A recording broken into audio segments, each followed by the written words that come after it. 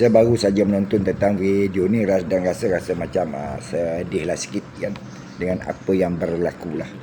Kan?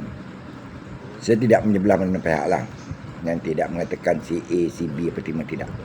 Cuma sedikit pandangan dan saya sedikit pendapat.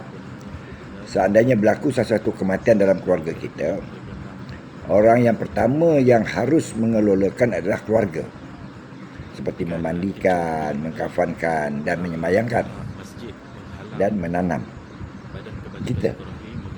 Kalau kita tidak mampu, baru diserah pada pihak yang kedua, iaitu masjid. Di masjid disiapkan kain kafan, tukang mandi, van untuk kenderaan untuk mengambil jenazah pada rumah ke masjid dan daripada masjid ke tanah perkuburan. Dan seandainya kubur belum digali, pihak masjid menyediakan orang untuk menggali kubur. Dan 4 perkara ini memang dibayar, memang menggunakan perbelanjaan. Ya? Jadi kita tidak boleh salahkan mana-mana pihak lah. Saya tak mencampur lah tentang harga tu, itu pulang masing-masing lah. Tapi bab kafat, bab semayang dan talqin itu tugas imam setempat, imam di masjid tersebut. Okay. Seandainya keluarga tersebut bersetuju untuk menyerahkan pada badan NGO, badan-badan dakwah ni, sekarang ni banyak badan dakwah yang boleh mengurus jenazah dengan murah untuk membantu kalangan masyarakat Islam. Tiada masalah. Seandainya dah ada surat kematian, pengesahan dan surat laporan polis untuk menanam jenazah, dia boleh tanam di mana saja tanah perkuburan yang mereka nak. Boleh. Sebab tanah perkuburan ini adalah hak kerajaan dan permit tanam itu daripada pihak polis harus didapati secara sah. Ini kita harus tahu. Berbalik kepada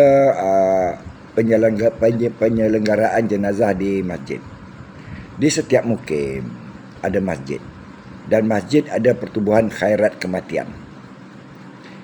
Guna duit khairat kematian ini adalah untuk membeli kelengkapan dan alat-alat untuk kegunaan jenazah.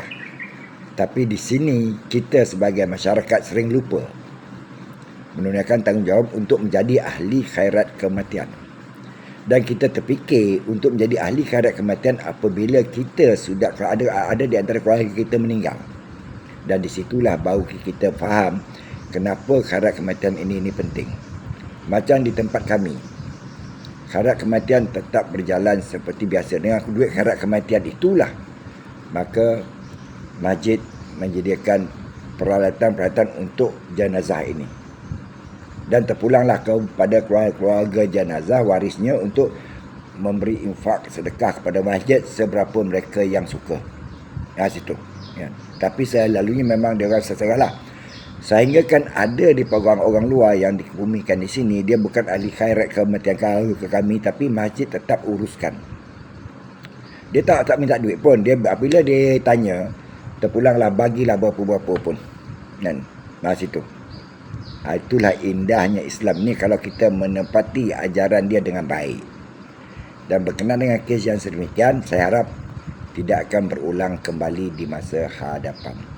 Bagi mereka yang belum jadi ahli khairat kematian, ataupun kalau tak mau jadi ahli kematian, sumbangkanlah, infaklah wang anda kepada masjid-masjid di mana anda duduk di kawasan tersebut.